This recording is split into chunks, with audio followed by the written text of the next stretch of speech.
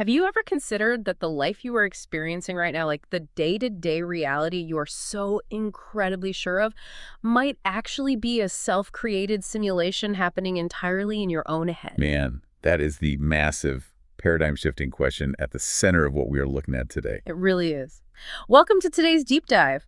We're looking at a deeply philosophical, honestly kind of mind-bending set of notes by Ron W Rathbun. It's dense, but so good. So good. And he basically takes this everyday experience and uses it to challenge our most fundamental assumptions about, well, reality, consciousness, and how we interact with the physical world. He's putting forward this framework suggesting that the way most of us live is not just flawed, but entirely illusory. Yeah, and to get to the bottom of this, our mission today is to extract Rathbun's core insights on how to recognize this trap we're in. We need to figure out how to break out of our self-created, deluded realities, understand the true nature of our own mental energy, and ultimately evolve. That's the big goal. Exactly. But to get to that evolution, we really have to spend some time tearing down the walls of the trap we're currently in. We have to understand the illusion itself first.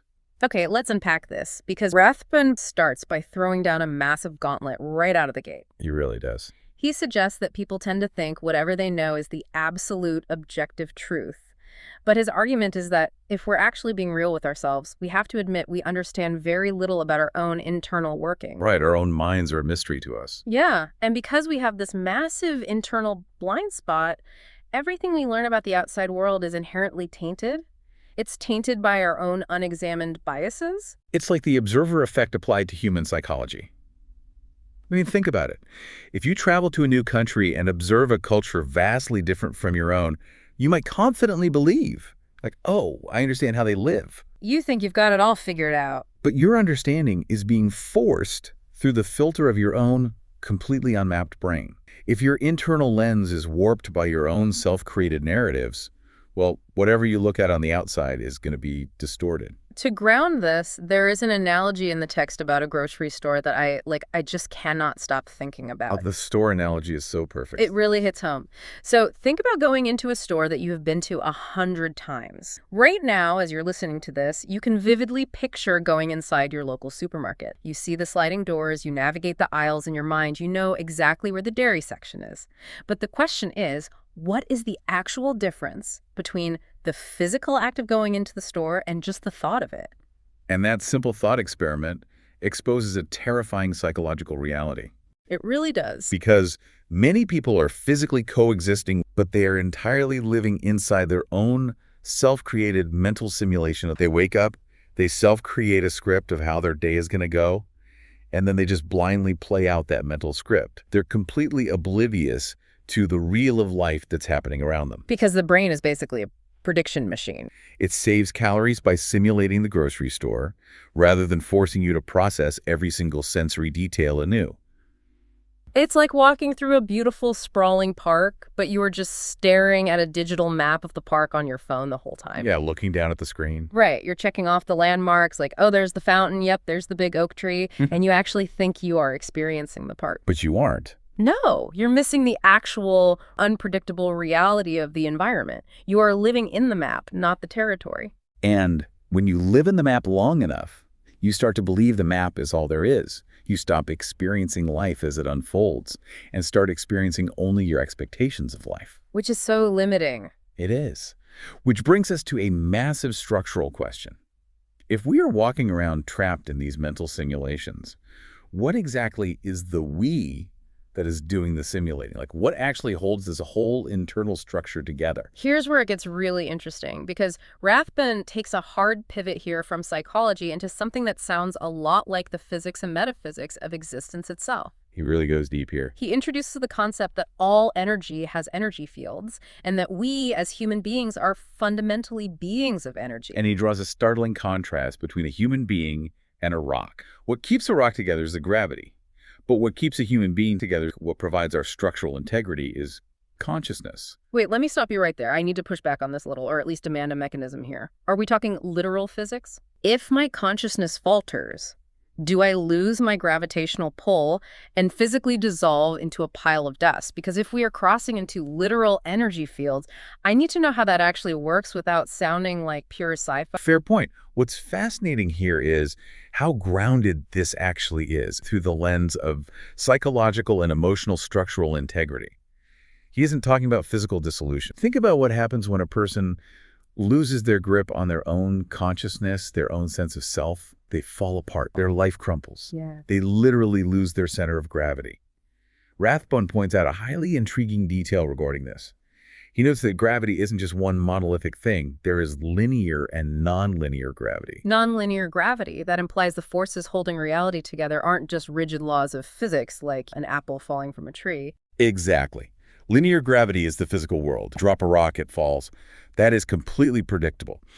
But nonlinear gravity refers to the invisible, totally unpredictable emotional and psychological forces we interact with every single day.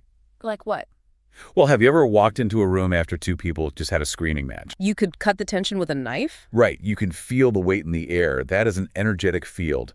The pressure of social expectations, the pull of a charismatic leader, the heavy gravity of a toxic workplace.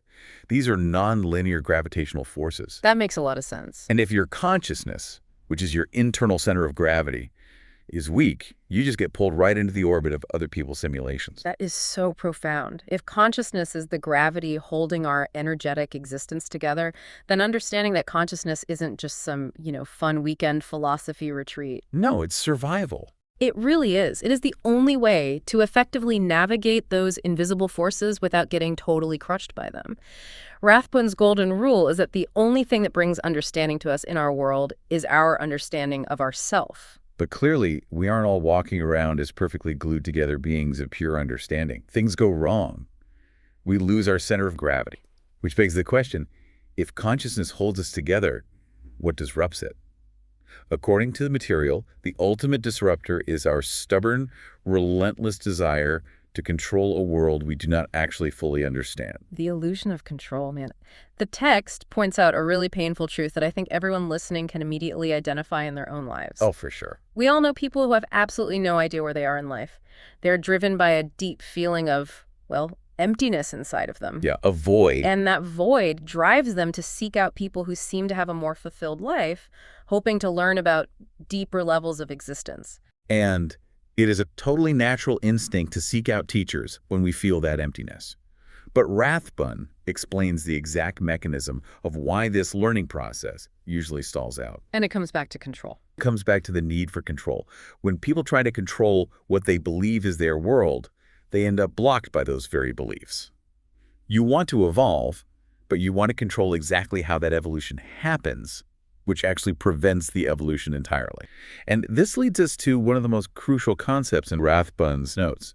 It's the idea of the second point. He states, you are only as real as the thoughts you live in, because there can be nothing outside that can be real to you. Okay, let me map this out. So the first point is me, my internal simulation, my self-created reality. Exactly. And the second point is an external reality, a truth entirely outside of yourself. Rathbun argues that if your mind cannot accept the reality of a second point, if it fundamentally rejects something outside of your self-created world because it threatens your control, then that second point simply won't be real to you. So if we pull this into our day-to-day lives, imagine you are driving your usual route to work. That's your first point, your comfortable simulation. We're on autopilot. Totally. Suddenly someone runs up to your car and says, hey, the bridge up ahead is completely washed out. That new external information is the second point. But acknowledging it ruins your perfectly planned commute. It threatens your control over your morning.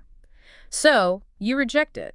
Does the bridge magically rebuild itself just because you refuse to believe it's broken? The broken bridge remains incredibly dangerously real. Right. But if you ignore it because you want to control your reality, you enter what Rathbun explicitly calls a deluded reality. Yes. You keep driving, blissfully ignorant, right up until the moment your car plunges into the river. Your self-created simulation eventually violently collides with the actual physical truth. And as the text says, a deluded reality is not a place that you want to live. Which raises an important question, right? Mm-hmm. Why do we fight the second point so hard? Why do we choose the simulation over the truth? Because it's comfortable. Well, because real life sustains itself. It is not something we actually control. It is something we continually experience. And the human ego despises that lack of control. It hates it. We can never control what we do not understand. So instead of opening ourselves up to the raw vulnerability of not knowing, we retreat into our self-created realities where we get to be the absolute monarchs of our own little void. We would rather be the kings and queens of a fake empty castle than humble students in the real world. Because in the real world, we aren't seeing the creation of life outside of ourselves. We are just seeing our own self-creation of how we want it to be. We project our desires onto a universe that simply is what it is. Okay, let's take stock of where we are. We've spent a lot of time mapping out the trap. We know we are living in a mental simulation to save cognitive energy and protect our ego. We know the stakes, which is that our consciousness, the very gravity holding our psychological integrity together, falls apart into a diluted reality. And we know the roadblock, our desperate need for control. The obvious burning question now is, how do we actually fix this? How do we break the simulation and start dealing with the real world? Well, Rathbun does not leave us without a mechanism for escaping the trap, thankfully. He introduces an ultimate truth.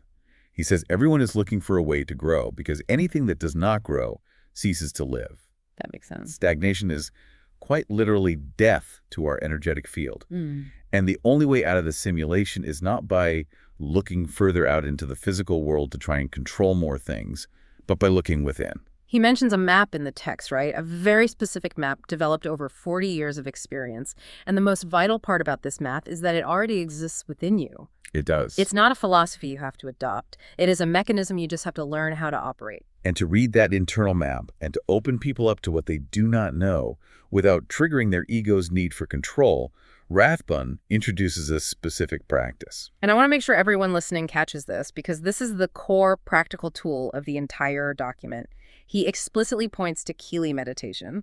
For those taking notes, it is spelled Kelee, but it is pronounced Kelee. But we cannot just drop a buzzword here and move on. How does this actually work? What is the cognitive mechanism that makes Kelee meditation the key to breaking the simulation?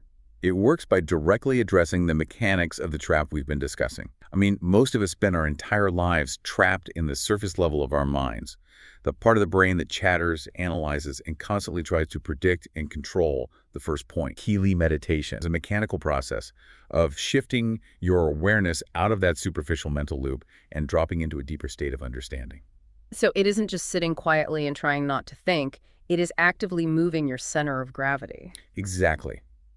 When you do this practice, you are essentially training your consciousness to release its rigid, terrified grip on the first point. You are intentionally lowering the defenses of the ego. And when those defenses are down? When they're lowered, the second point, the external truths, the reality of the world as it actually is, can be perceived without your brain immediately categorizing it as a threat. If we connect this to the bigger picture we've been painting, the significance of Kelee meditation becomes massive.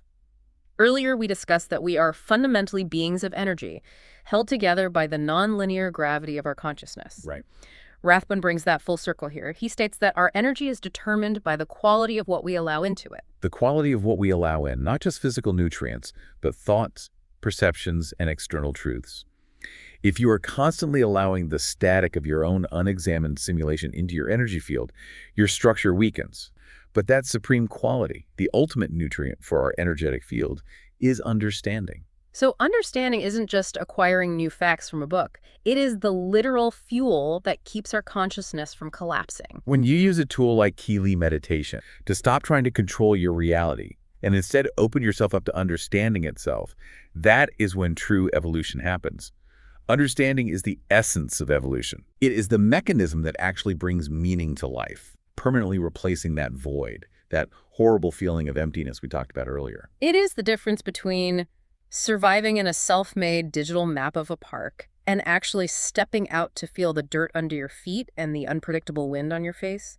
When each person can open what they wish to know to understanding itself, life can actually evolve. It is a radical shift. It's moving from playing a video game version of your life to actually putting the controller down and participating in the real world. So what does this all mean for you listening right now? We started this journey by confronting the highly uncomfortable reality that you are living in a self-created mental simulation, completely disconnected from the real of life.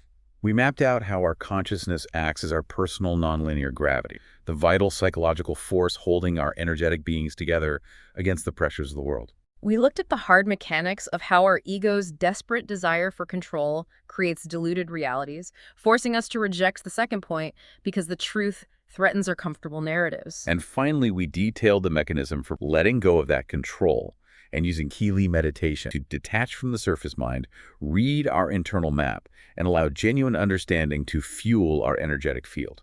It fundamentally changes how I view my interactions, my need to be right, and honestly, my entire perception of reality. It's heavy stuff. It is. But before we wrap up today's deep dive, there is one final lingering thought we want to leave you with.